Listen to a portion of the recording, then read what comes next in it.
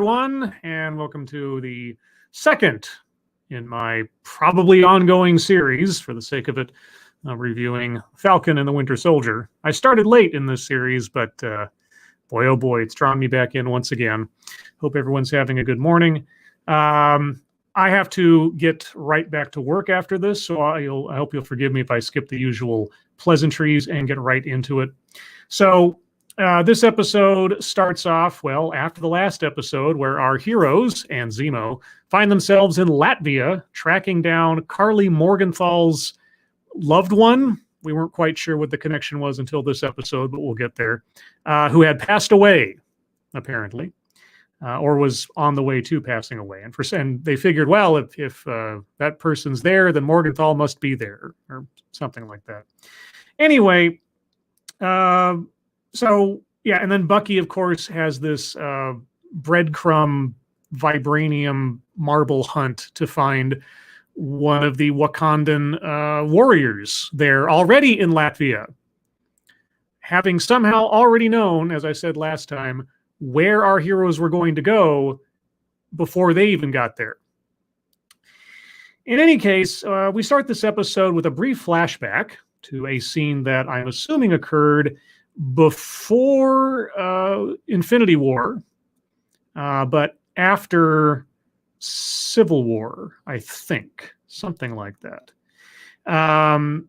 So in this instance, we have our Wakandan warrior lady, whose name, honestly, I forget, at some kind of sort of healing ceremony with Bucky, where she is trying to cure him of his programming that forced him to become the Winter Soldier anytime anybody recited his code words. And I guess this scene is just to establish that Bucky owes this lady and the Wakandans obviously quite a bit. It reaffirms that he, well, generally will defer to them. You know, they are not his enemy, and he will hesitate in doing anything to them since he owes them so much, I guess. And I guess it also kind of highlights, you know, Bucky's struggle from coming away from his former life as a autonomous assassin. That takes us right back to Latvia, where, again, they have a little conversation where she says, "You've got 8 hours with Zemo before we take him." I want to point out something here. You've got, now, I may have missed it. God knows it's possible, given how fast information is relayed in this show. But Bucky and Sam and Zemo being in Latvia is not a government-sanctioned situation, because Zemo being in their custody was an illegal prison break. So you've got 2 American superheroes and an international terrorist in Latvia without any official sanction. I just want to point that out first and foremost. And I understand, like, Scribe, why are you bringing up all this real-world consideration stuff? Well, I'm sorry. If you're going to have a show that is going to try to ground itself in reality while still being a comic book, it's been done before and done well. You can't have it both ways. You can't say we're operating in the real world with real stakes and this kind of thing, and then ignore basic logic of reality. And that'll come up as we go. Anyway, so these guys are not in Latvia under any official sanction. Okay. The Wakandan lady is not in Latvia under any official sanction. Okay. Now, the only people, so far as I can tell, that have an official governmental sanction to be in this place are John Walker and Lamar Hoskins. So Captain America and Battlestar. All right. Just as a note as we go forward. Anyway, so she gives Bucky 8 hours with Zemo to use him to try to find Carly Morgenthau in order to stop the terrorists. And we're reminded at the top of the show in the previously on that Carly has graduated from just violent, I don't know, protester, thief, criminal to out and out murderous terrorist by blowing up a building, killing 3 people and injuring 11 others.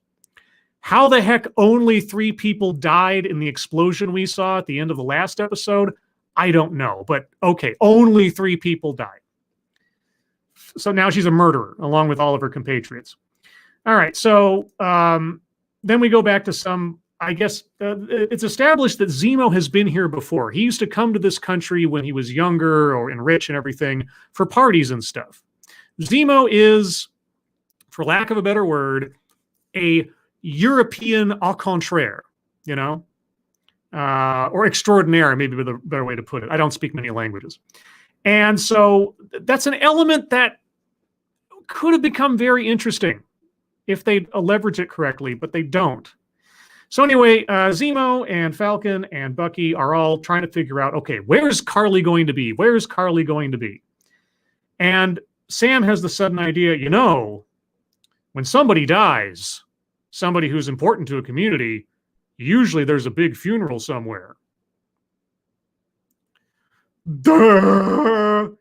Okay, and so instead of thinking about, oh gosh, what cemeteries might we go to or something, which might be my first thought. Anyway, they're like, there's probably a memorial somewhere for this person who died, who was this big figure and a community member and everything else. Okay. So now I got to figure out, well, where would that be? Where are they going to go? And this is just a hunch, mind you. It's not definite that Carly's going to be there. It's just the best hunch that they have in the moment. So then they like, oh, how are we going to figure that out? How are we going to figure that out? And so then we get a scene with Carly and her friend who go to a cemetery, which I was like, you know, why wouldn't you stake out the cemeteries, where they have hidden the vials of super soldier serum. And they start talking about how they're going to achieve their goals and all this other stuff. And, oh, wait, no, I'm sorry. I'm scanning through the images here. I jumped ahead a little bit. They haven't gone to the cemetery yet. We just have a scene with the Flag Smashers listening to the radio TV reports of their latest actions and arguing over their actions and motivations and everything. This show tries so hard and fails so spectacularly to make Carly Morgenthau and the Flag Smashers a sympathetic group for their motives and everything else. And it gets worse in this episode in particular. Anyway, so then Bucky, Zemo, and Sam go off to, I guess, the one building in Latvia where people are, or at least the place that this lady supposedly worked out of.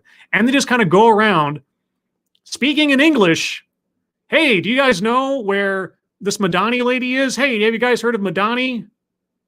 And I keep thinking about Madani, the character from the Punisher TV show or Netflix show. I can't quite untether those things. Anyway, now, English is spoken in Latvia. It's not one of the primary languages, though. You've got Russian and you've got, I don't know how to pronounce their native language by name. So, I mean, it's not entirely out of place that they're speaking English in Latvia at the same time, still off-putting. And for the Americans, maybe that's all they got.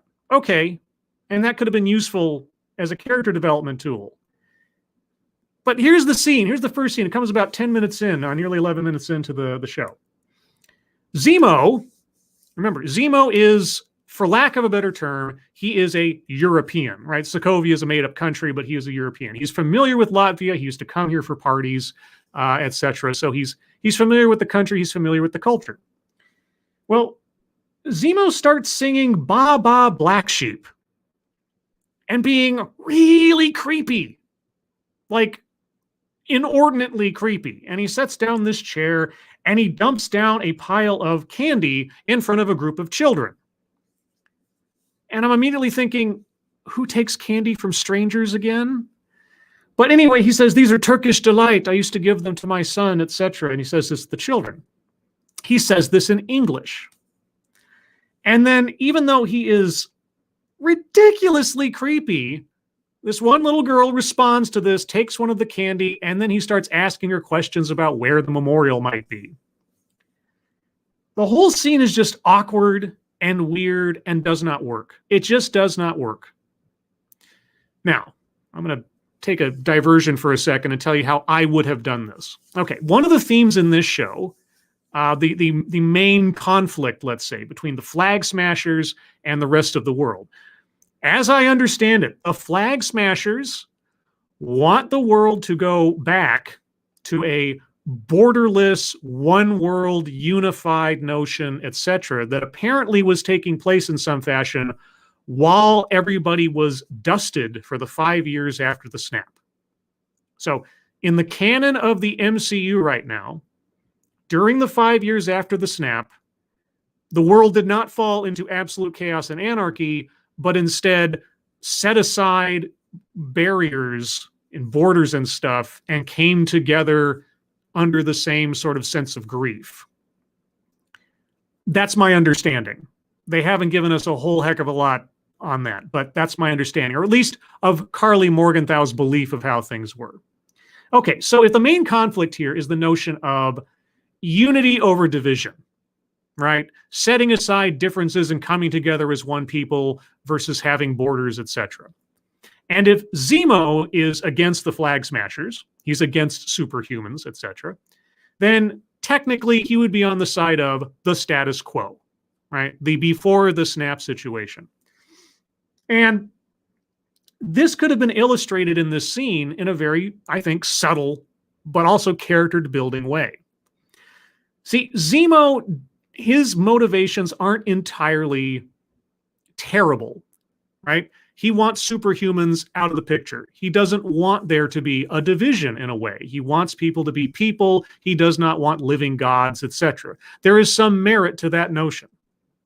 But he's also the status quo of the old times. He's very nationalistic about his country that got destroyed during the Ultron thing.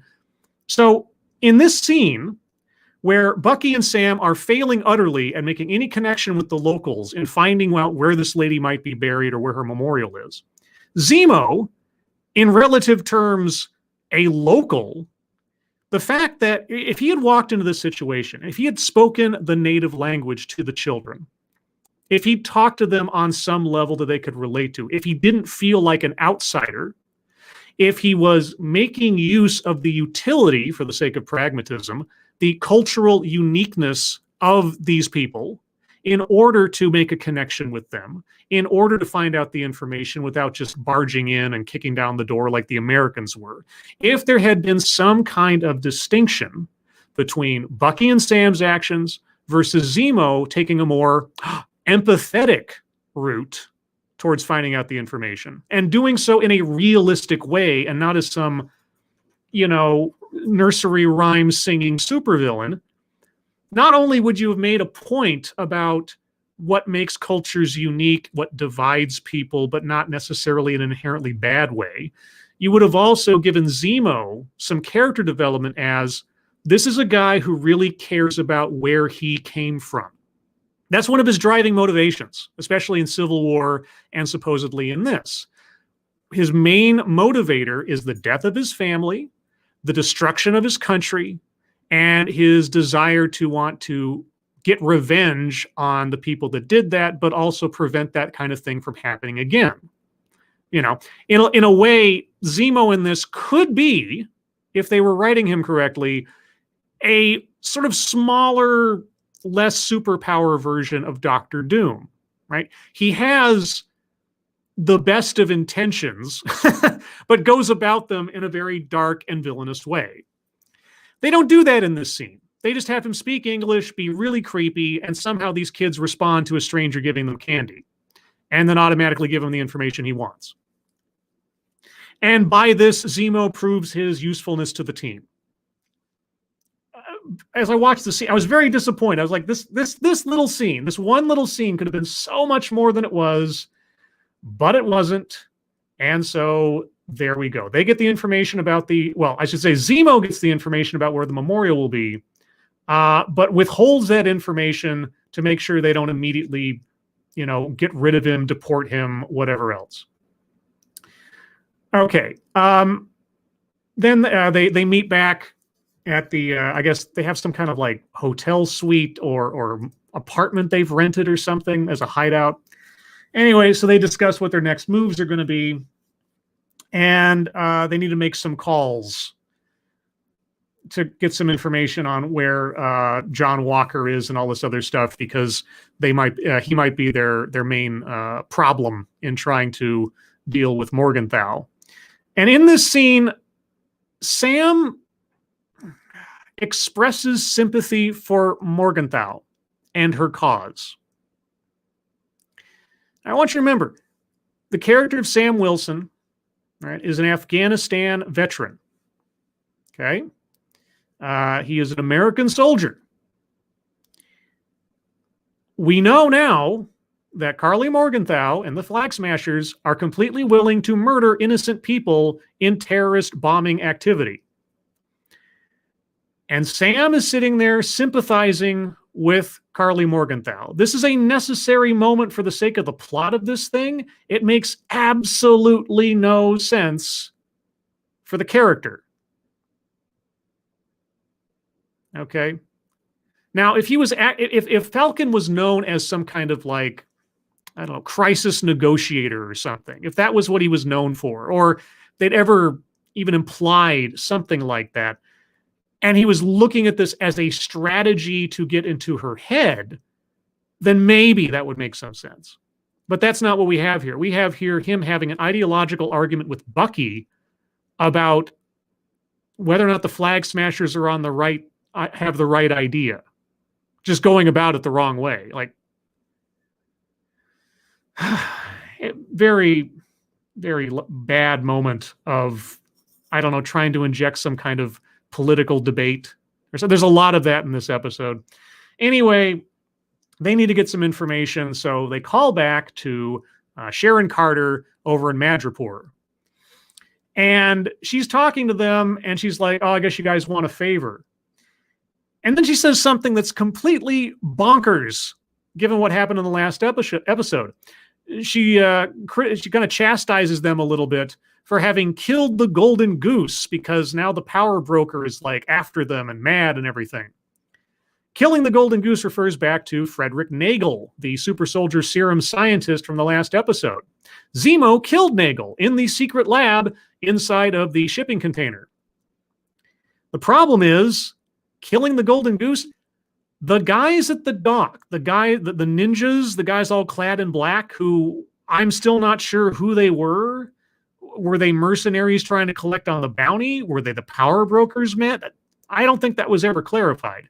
Anyway, they fired a rocket launcher at that lab and blew it up after Nagel was killed. But they could have had no idea that Nagel was killed because they were outside fighting Sharon Carter for most of the time. So it was effectively irrelevant that Zemo shot and killed Nagel, because the guys outside blew up the entire lab, which would have killed Nagel anyway. So why it matters that, quote unquote, they killed the golden goose was going to die anyway, apparently. So I don't quite see how that has anything to do with anything, but apparently that's still a driving factor here. Somehow, everybody outside of that shipping container knows that Bucky and Sam killed Nagel. Actually, it was Zemo, but they were the ones there. Even though nobody saw it,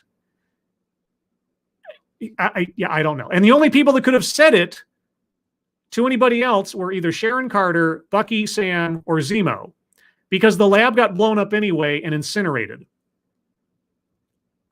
So how anyone outside of that situation could know that they were responsible for Nagel's death, don't know, but apparently so.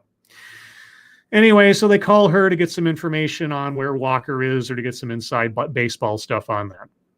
Now we have the scene where Carly and her compatriot go off to the graveyard where they've hidden the super soldier serum extra vials, and they go retrieve them, I guess, in preparation for making more soldiers for her army. And they have a little talk about, our motivations and why we're doing this and everything else.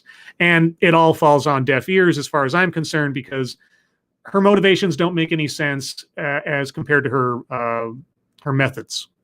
They just don't at all. And the fact that people who sound very reasonable are around her, deferring to her for no particular reason that makes any sense, makes even less sense. Anyway, back to Latvia proper. Sam, Bucky, and Zemo are headed off to the memorial, which Zemo, he knows the information, so he's leading them off. Then John Walker and Battlestar show up, and they start having a conflict because Battlestar and John Walker, they just want to go in there and arrest Morgenthau if they know where she's going to be. And Sam's like, no, I think I can talk her down. Why Sam knows this, why Sam has any idea of this, I don't know. No idea. So they have an argument, and John Walker, He's showing off he's becoming a bit more unhinged. Also, his 5 o'clock shadow. Between scenes, his 5 o'clock shadow grows by about another 5 o'clock or so. It's kind of funny. If you look at him in the street, his whiskers are, they're there, but it's not exactly prominent. By the time we get into the boiler room where they're waiting while Sam goes off to try to play negotiator, John Walker's whiskers grow about a quarter of an inch with his mask on. I was like, okay. So yeah, they're trying to separate him visibly, both in behavior and aesthetic, from your clean-cut Captain America that Steve Rogers always was, well, at least up until he grew the beard in Infinity War. So anyway, they go to this boiler room, which is between them and where the memorial is being held at this, I don't know, church or something, or school building or something. And so Sam is allowed to go off alone for 10 minutes to try to talk Carly down and surrender and give up. And Zemo is chained to a boiler, and then Battlestar and Walker and Bucky are just kind of standing there. And of course, Walker's getting all impatient. He wants to go in there and just crack heads and get this over with and arrest her. Excuse me. And Bucky's like, no. We give him 10 minutes. And so Sam's in there and he starts engaging with Carly on some kind of human level. He's very nice to her and very friendly and, kind of smiling and kind of having a little bit of a debate with her about her motives and what she's doing. And he accuses her of being a supremacist. All right. Accuses her of being a supremacist.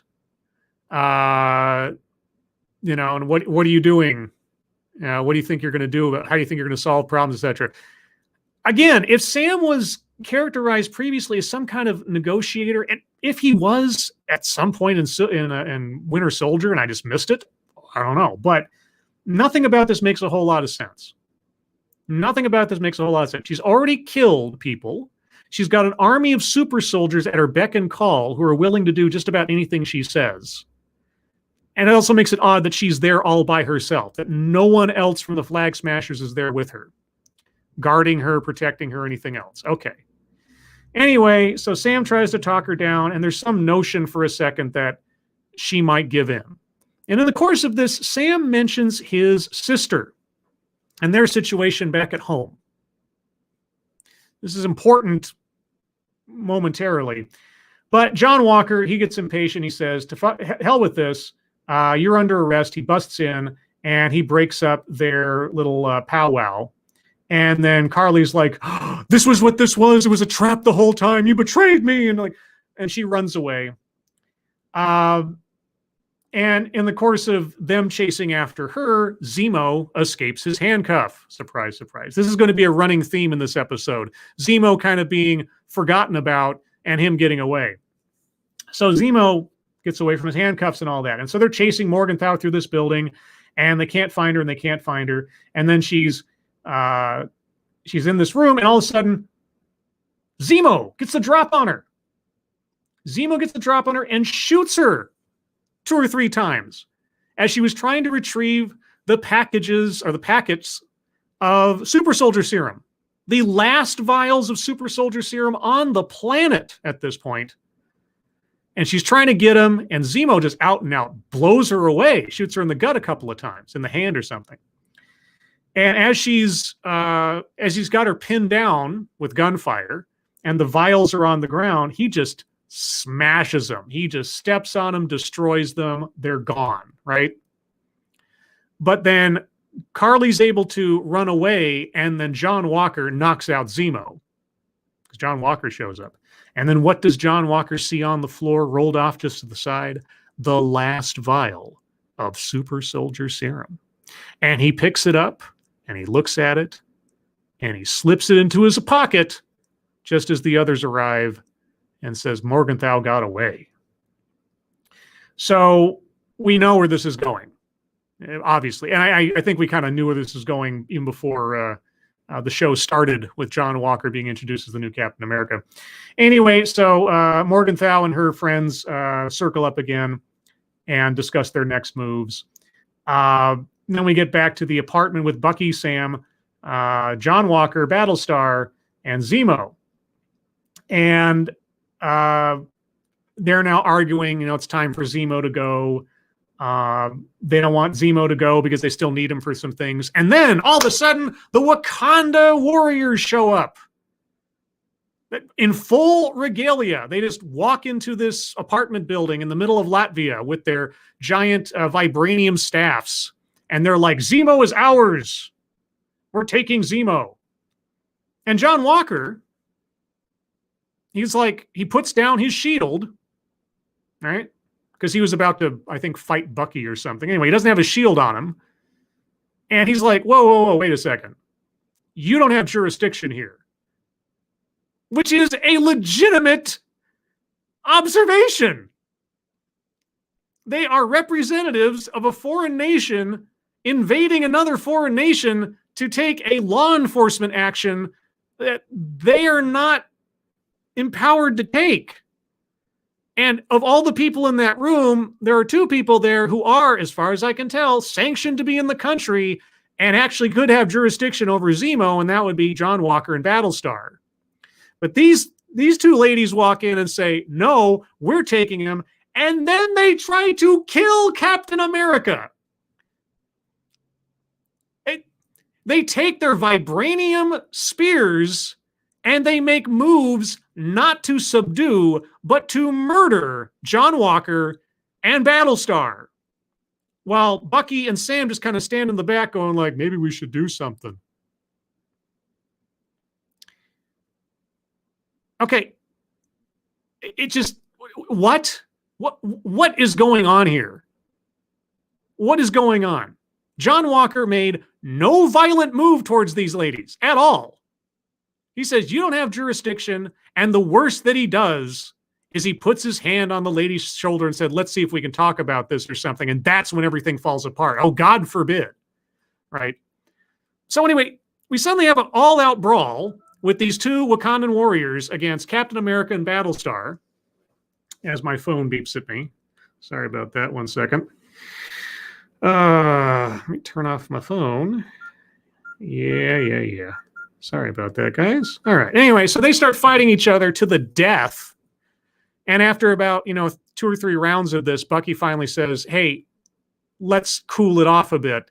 And the Wakandan lady, the one that helped him deprogram himself, in an actually kind of cool little move, she taps on his bionic arm a couple of times, and it just shuts down and falls off.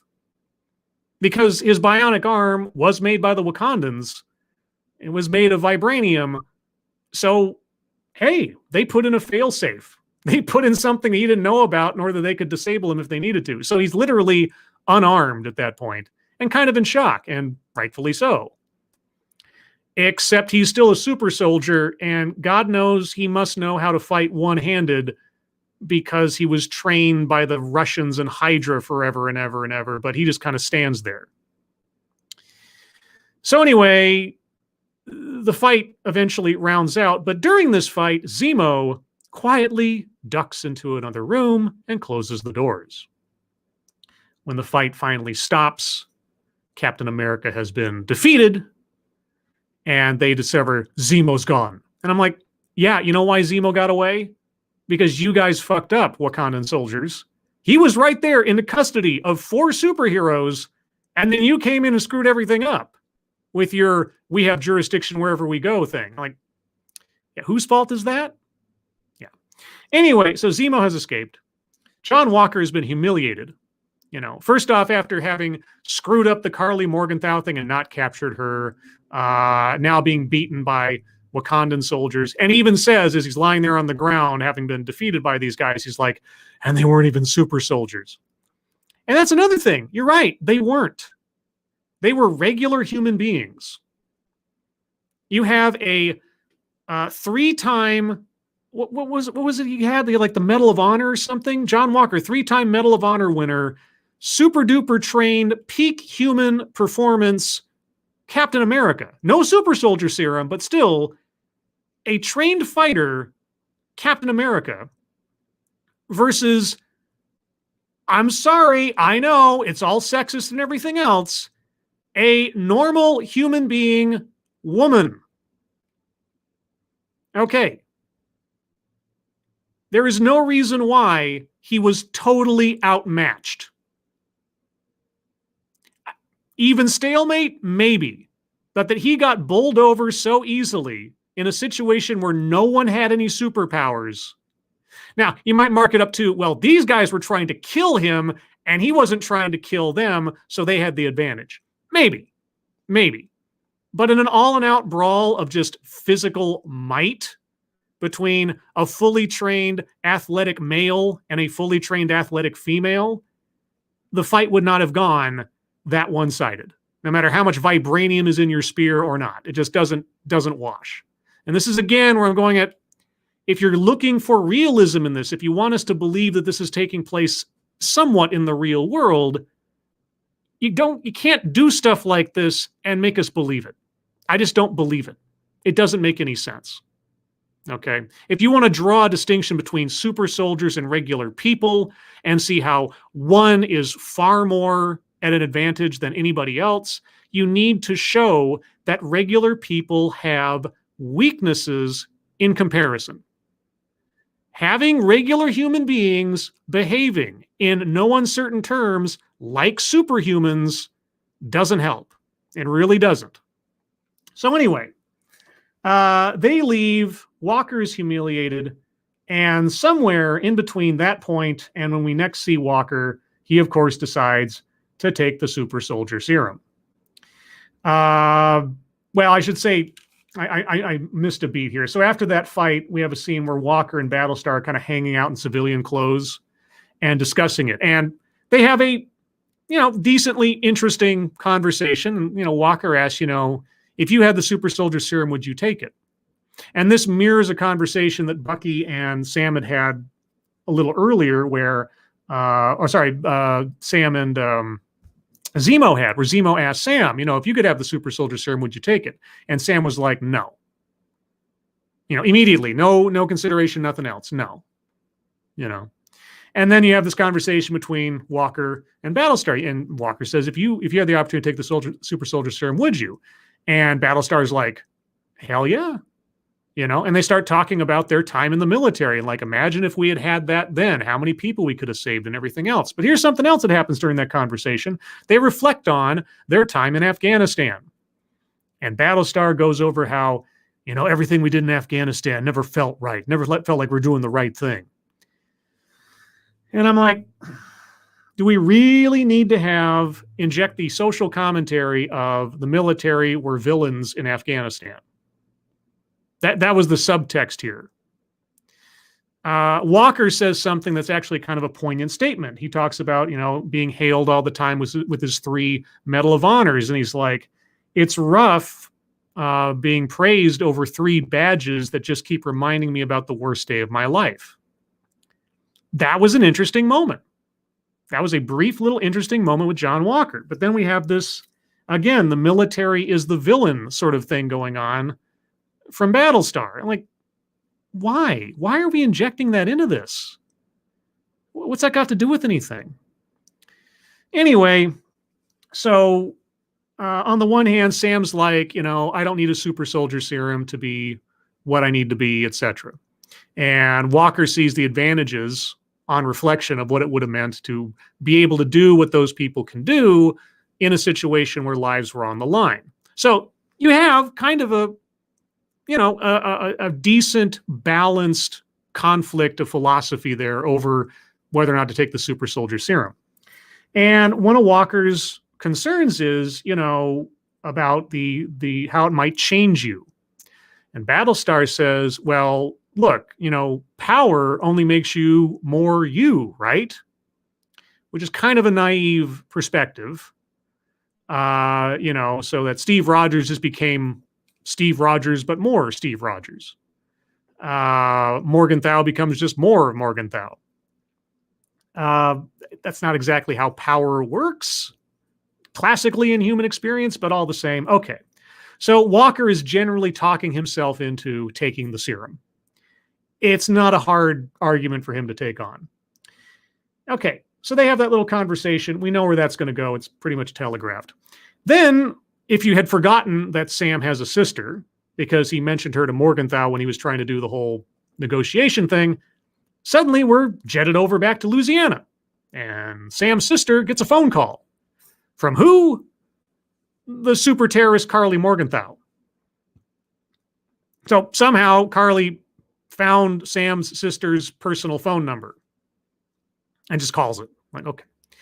So she calls, Morgenthau calls up, I think her name's Jennifer, if I remember correctly, and says, hey, I wanted to talk to you because I'm trying to figure out if I'm going to have to kill your brother or not.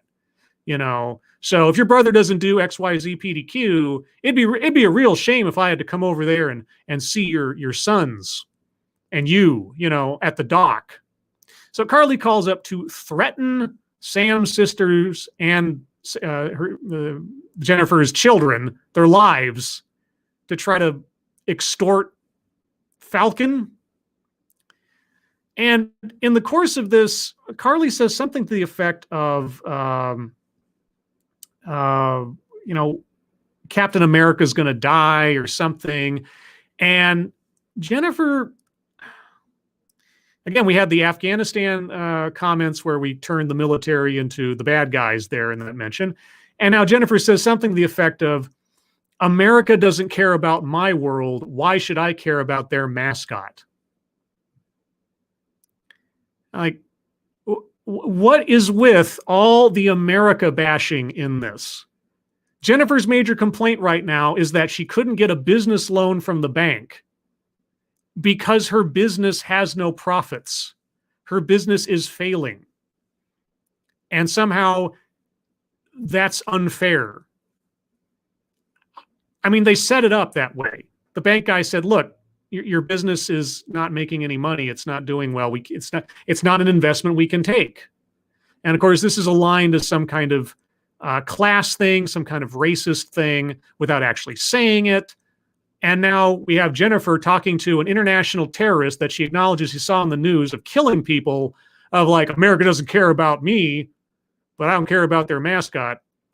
But please don't hurt my family, you international terrorist, you. It's so bizarre. And again, if the idea is that you're trying to make the audience in some way, shape, or form empathize with Carly Morgenthau, you're doing a terrible job of it. I don't even know why we spend any time in private scenes with Morgenthau listening to her rhetoric and manifesto bullshit about her reasons for doing this stuff. Because everything that she's doing makes her a villain.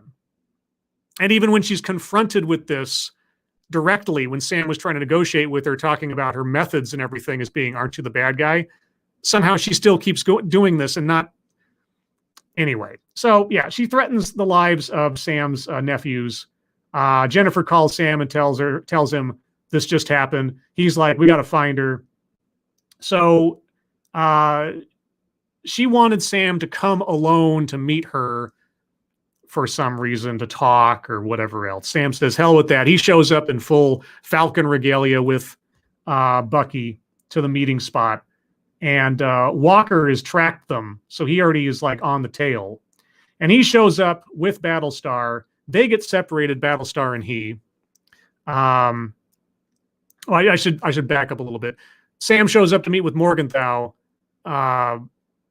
It's revealed, because Sam reveals it, that Walker had already tracked down where the rest of the Flag Smashers were and headed over there. So that's when they split up and have to go chase Walker and Morgenthau back to the main Flag Smasher base, I guess. It's really confusing. I'm not quite sure what the geography on this thing was. Very bizarre. Anyway, so Walker and Battlestar get separated. Walker's trying to find Battlestar. Battlestar has been captured and being held in a different room. And then Walker gets into super duper fights where he's really super duper. He bends metal and kicks people through walls and everything. And yeah, he's super soldier John Walker now. Battlestar is able to free himself because he gets a knife out of his pocket and cuts his restraints. And then we just have a fight scene back and forth with the Flag Smashers and Bucky and Sam. And then we get to the point where Walker is restrained, right? And Morgenthau is going to kill Walker. She's going to kill Captain America. She's got a knife and she's running at him. She's going to kill Captain America. Big symbol. At the last second, Battlestar shows up, jumps and hits Morgenthau and prevents his friend from being killed. And then Morgenthau kicks Battlestar into a concrete pillar at full force. Now, I just want to pause for a second. What were the Flag Smashers' intentions here? What were they doing during this entire scene? Trying to kill Bucky, Sam, Walker, and Battlestar. They were fighting them with knives, trying to hurt them, trying to kill them. Morgenthau kicks Battlestar, he's smashed against a pillar, and it looks like he's pretty much dead. Suddenly, all the fighting stops. All the Flag Smashers look at each other like, oh. Remember, the Flag Smashers that are now murderous terrorists suddenly freeze at the conceivable death of one of their enemies, who they were trying to kill anyway. So this makes everybody stop in the middle of a fight to the death. The Flag Smashers run away. John Walker runs over to his friend, who, as far as we can tell, was just killed. And John Walker goes all Super Saiyan, understandably so to a certain extent. He jumps out the window and corners not Morgenthau, but one of her, compatriots or whatever. And he knocks this guy down, and the guy's like, I didn't do it. I didn't do it. Like, yeah, you didn't do it. But what? Anyway, and John Walker proceeds to use his shield to, it's technically off screen, but you can kind of tell what's going on, decapitate this guy. And that's where the episode ends. With John Walker standing in a circle of people all surrounding him with their iPhones, taking pictures and video of him standing there with a blood-stained shield. So, yeah, that's the episode. John Walker busts out into his more villainous take no prisoners persona that was more exemplified by the character in the comic books. He's going along the progression of the character, although now he has, at least for the spark point of him doing something decidedly terrible, it's kind of understandable, but also not very super heroic. So that's where we get to the grim and gritty at the end of this episode. Maybe not as frustrating in the way of narrative progression as the previous episode. We did have several scenes where we took some time to just listen to the characters and consider things and have a bit more dialogue instead of just nonstop jumping from thing to thing to thing to thing. Still, a lot of nonsensical actions, a lot of missed opportunities for sort of furthering the story and the themes therein. I don't know. Like I say, I guess I express my disappointment so much because I had higher hopes for this material. I am such a comic book freak from my youth, and I'll say that now. I'm so old. Why not? And I still appreciate these characters in this world and the fact that I'm seeing all these characters and these situations and all this that I knew as a kid. And seeing it on the big screen or the small screen is really still really exciting for me. Just on the fact that it's happening. But then I have to look at the quality of the storytelling, as I always did when I read the comic books. And it's just not there. It's just not there. One of the major problems, I think, with this particular storyline is that we're dealing with international terrorists. They've been acknowledged as international terrorists, and yet they're only being tracked down by 4 or 5 guys. At least in the last episode, John Walker showed up with the military base, as far as I can tell, like the UN or something, and because it wasn't just a one-man operation. I think this story would work a lot better if the stakes were smaller. I'm not quite sure how it'd be arranged, but where the villain wasn't an international, on the news, here's the picture terrorist. If it was something more personal, if it was something that was still a danger in a larger scope, but not quite international global terrorism level. But that's neither here nor there. I mean, it would work better for the logic of just having a few guys chasing down a few other villains. But yeah. And also the philosophy of what the Flag Smashers are trying to do. The show is trying really hard to make us sympathize in some way with this, but they're doing a terrible job of explaining it. The psychology just doesn't work. You see Carly Morgenthau grieving over the death of a loved one, right? Someone who did the community well and died and was sick and didn't get help and so on and so forth. And somehow she can't sympathize with everybody, half the population, who also lost loved ones and were grieving for 5 years over that loss, and why it should now be a bad thing that they are back. You know, the show wants us to sympathize with the villain, but the villain can't seem to sympathize with anybody else. And I guess, okay, that's what makes her a villain. But then why even bother trying to go to the effort of making us think that somehow we could agree with her sentiments? I think the major problem is they have not described in any real way what the world was like during those 5 years. Because as portrayed in Endgame, it was pretty grim. It wasn't some kind of paradise. People were not happy. The world was not in a stable condition or something. They hadn't found further elements of humanity. All we saw in Endgame was dreary and grim and people trying to survive and the world still blowing up because the Avengers were still running around the world solving problems. I didn't see anything that indicated there was some sort of mournful paradise taking place. And if there was something else going on that sort of is supposed to justify that, they don't do a good job of explaining it here. So this show suffers from a whole lot of core problems in describing the conflicts that we're supposed to care about. And then even if you want to hand wave away all the details, even then they don't even try to play much on the themes that they're going for. Like I said in that scene with Zemo and the children. If you wanted to underpin the advantages/disadvantages of separation by culture or by border or anything else, you have plenty of opportunities to sort of have that discussion without coming down one side or the other on it. And that scene could have been one of them. But they didn't do it. I don't understand why. It would have been really kind of poignant, I think, to the whole thing. But anyway, that's my rant. I've gone on long enough. And like I said at the top of the show, I do have to get back to work. So I'll take a look at the chat real quick. I know I've been terrible not looking this whole time. And then I'll move on. Colleen Bernier, Jennifer, I thought her name was Sarah. You just called her Jennifer twice. Maybe her name was Sarah. I don't know. They go by so quick in this show.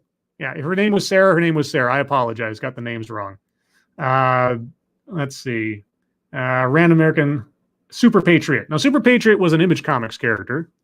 Or at least mostly. I know that name's been used elsewhere, but that was Image Comics and Savage Dragon and all that stuff. I think Eric Larson came up with Super Patriot. Brigid, this is why Marvel has become uninteresting. Too much forced nonsense and heavy-handed themes. If I want to watch a superhero show, anime still gives a good spectacle. These shows could be done well. The evidence I always point to is the first season of Daredevil. You can take a character and do right by the IP, do right by the characterization, and make a really, really engaging show. It's not for lack of material. It's just the execution. And the execution here is so wobbly and just doesn't make any sense. They want us to think that this is taking place at least half a foot in the real world, and yet they have things occur that just can't be taken seriously in that context. And then they, completely miss out on opportunities to actually leverage the story they're telling by just doing weird scenes that don't seem to fit. Let's see. Random America. No, John Walker was called Super Patriot before he became the new Captain America. Oh, okay. My comic book lore isn't exactly everything on some characters. But yeah, the name Super Patriot I mostly associate with the character Eric Larson did for Savage Dragon and Image Comics. Dr. Functional, they did explain half the jobs became vacant. Well, yeah, sure, but that doesn't. I'm still not quite sure how that equates to some kind of paradise that Carly Morgenthau wants to return to. Nations just gave up their borders during the snap. Is that what it was? Because, like I say, it sure didn't look like it. It sure looked like there was a lot of strife going on at the time, right before they did the time travel stuff. So,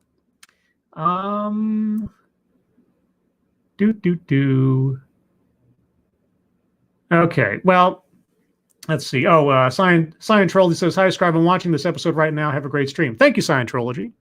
And with that, if you have comments of your own on the episode or want to take me to task for something I did or correct me on names, because Sarah versus Jennifer, feel free to do so in the comments below. And if you'd like to hear more from me or Satsu 2 Cents, you can find the both of us tonight on Satsu 2 Cents' channel at 6 p.m. Pacific, 9 p.m. Eastern for the Lords of the Night, where we will talk about the news of the day, news stories you submit, what we've been up to on the internet, blah, blah, and your questions and comments. Everyone, thank you for joining me for this little rant about episode 4 of Falcon and the Winter Soldier. Will I do one in episode 5? Well, at this rate, probably so, because I'm just on a roll. But you never know. Either way, everyone, have a good rest of your day. Hope you're safe and well. If you're not well, please get well soon, and I'll see you on the next one. Take care. Bye-bye.